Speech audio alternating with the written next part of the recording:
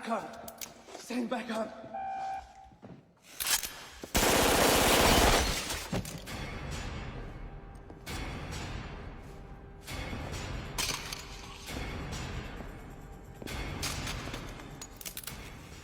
Hi, welcome to a special edition of There Is No Fiction. And today we're going to take on the Matrix. And I had realized I hadn't really done a blog or anything on the Matrix, so it was the obvious hit me in the face. So I thought I would share my experience of the Matrix and how it is the story. It's the Bible in another format, it's the story. So, of you, and you're Mr. Anderson, okay? And, uh, you don't realize it, something's off, it's not all quite right, and so you go digging. And you caught onto this guy, Morpheus, right? And Morpheus is digging too, but he's on the other side of the veil, okay? But he's part of your team. He was made to come help you, and you were made to come help him. Okay?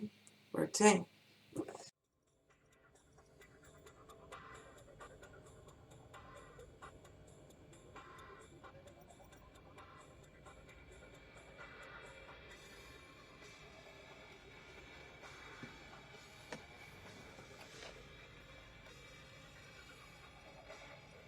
What?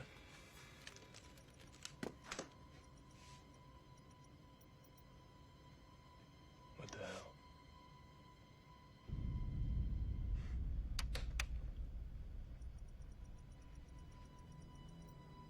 Oh, what? So he was made to help you and tickle your tummy.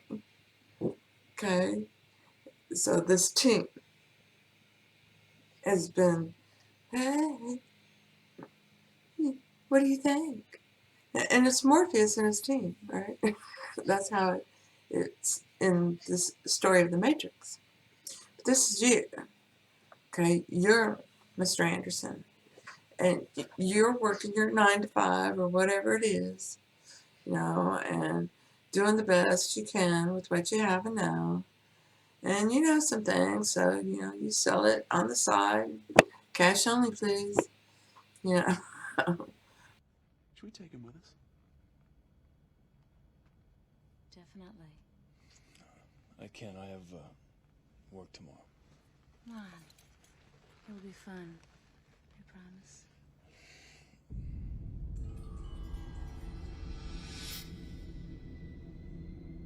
Yeah. Sure. Yeah, I'll do it. Let me give you some carrots. Don't worry about it. And she brings me cinnamon rolls. Okay? It's all good. And then, it's the same thing. He's handing out, computer programs, hacking programs, whatever. And he doesn't care what they do with them. He doesn't. Here you go. But he's been digging and digging, and he got this vision. Follow the rabbit, follow the white rabbit. So there you go. And one of our favorite songs from the 60s is White Rabbit. Anyways, follow the rabbit. And then, his journey begins. He's asked the question. He's now meeting his maker, basically. And it's saying, his Simon. He's meeting his Simon. Yes, I've been looking for you, Neo. I don't know if you're ready to see what I want to show you, but unfortunately you and I have run out of time. They're coming for you, Neo, and I don't know what they're going to do. And so he's meeting his Simon, and there he is, Morpheus. And he goes, you asked the question, do you really want to know the answer? Because let me warn you, once you become aware of this stuff, you're going to have to deal with it. Because this is principle. And you can't be aware of it. Okay? You got to start noticing it. What truth?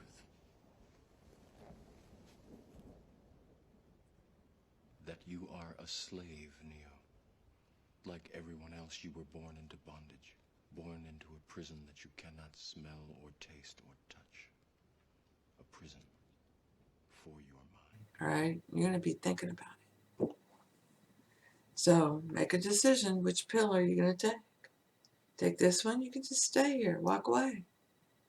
Walk away. Forget about me. Forget about this stuff. But if you really want to know, here it is. It's that old Naga. It's that human imagination. It's that devil. It's divine love saying, come on, don't you want to be free? It's God in your heart going, don't you want it all? Don't you want it all? You know you want it all. Come on. We love those movies. We do. And this one just encapsulates all this stuff. So then, he takes the pill and, you're dying. You're dying to the old man and you're becoming the new man. And you're breathing for the first time, and you become unplugged. Okay? You've entered the desert in the Bible. That's Moses entering the desert. The waters part and he's gone to the other side and then they go back and kill Pharaoh. It's the same thing. Have you ever had a dream, Neo, that you were so sure was real? What if you were unable to wake from that dream? How would you know the difference between the dream world and the real world? This can't be. Be what? Be real? Mr. Anderson. So he goes to see the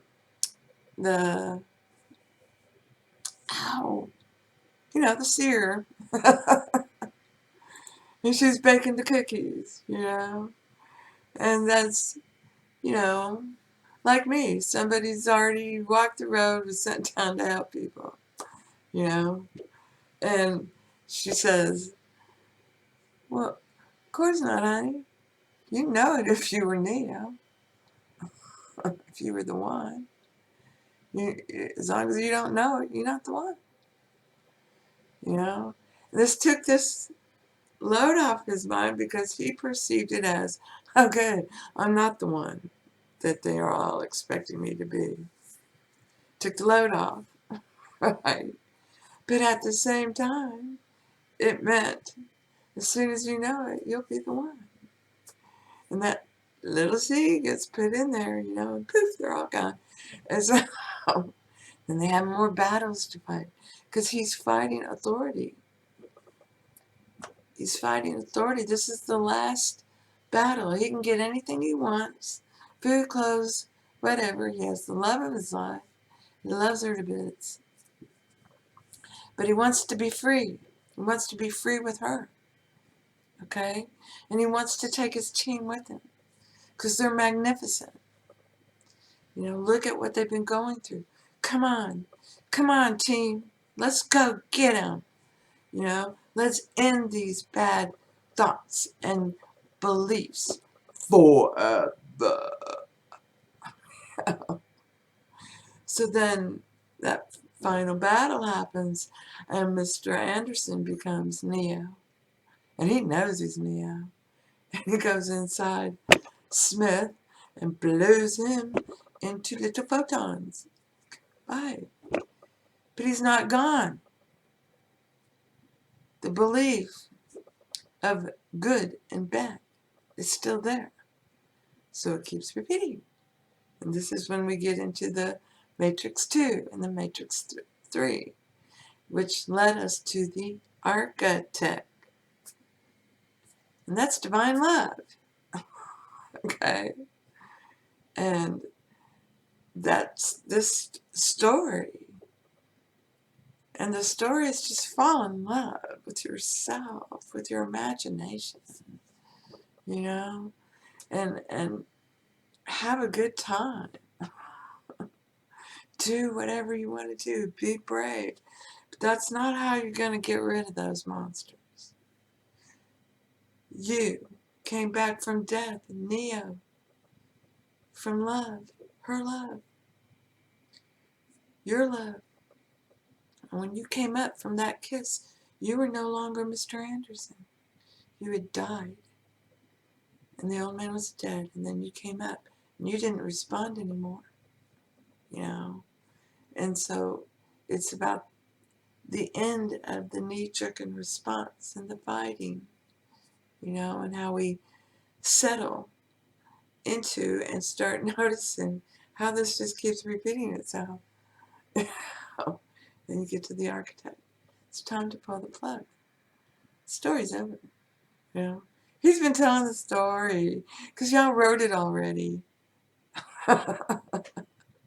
Then you went and played the game. That's all. Part of playing the game is you eat the pill and go to sleep. Okay? In this story, it's you eat the pill and you wake up.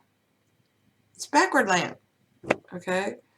You ate the pill and you fell asleep. Now you can eat another pill and wake up. And that's how I tend to look at the message in that movie. But this is truly, you know, a perception thing, and everyone's going to walk away with something else, you know, that they're curious about in that movie, or whatever, because we're all different. Their strength and their speed are still based in a world that is built on rules. Because of that, they will never be as strong or as fast as you can be. And then the guy who betrays them, you know, my son was like, so he's like Judas? You know, and I didn't even know these laws and all this stuff. I was like, yeah, I guess that's what he is, or what the, I don't know, Doug. Frankly, I look at it like this. He'd rather rule in hell than suffer in heaven. Do we have a deal, Mr. Reagan? You know, I know this steak doesn't exist. I know that when I put it in my mouth, the Matrix is telling my brain that it is juicy and delicious. After 9 years, you know what I realize?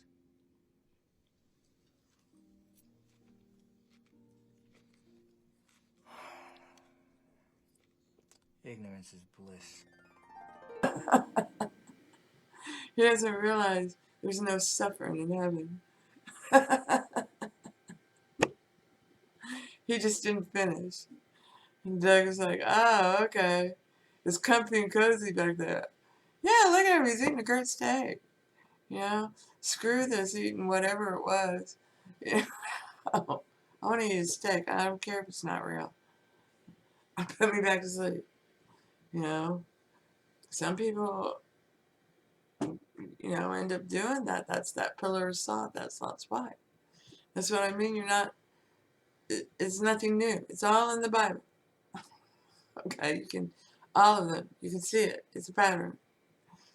So, the Matrix is the story of you becoming Neo. You know, and as you'll know, there's a time when Neo is Neo, and then he has to rise up to another level. And that level's time that is fast approaching, so, you know, you can just see that by stepping back and look at it. That's easy. The identity crisis is almost over. You know, these people are going to start to realize there's nothing wrong with you identifying as whatever, but you were born this. Okay? Man, woman. And this one represents consciousness, and this one represents the creative, imaginative force that gives birth to babies. Okay? And eventually gives birth to your baby. all right? The one you made with them. You. That's the one that gets to fly out of here, okay? Binds you up, takes you with you. You don't lose your ego, you merge your ego all into one, individualized. Each story is important. So, you know, I really think The Matrix is a great trilogy. It always gets weaker in these kinds of stories by the third story because they see the world objectively. So sometimes there'll be dark endings and, you know, things like that because they can't imagine yet what that would be. They haven't been hit with the lightning bolt yet. And that's okay. It was a great story. And it's planting seeds. It's planting seeds. And they're in their creative juices, you know. And they're just great. So I hope this helps. The Matrix is a wonderful way of looking at it. And, it, you know, you don't have to read the Bible. That's what I mean. You read Shakespeare, you can watch The Matrix. It's the story of you. Blessings to you. And thank you. Thank you for being you.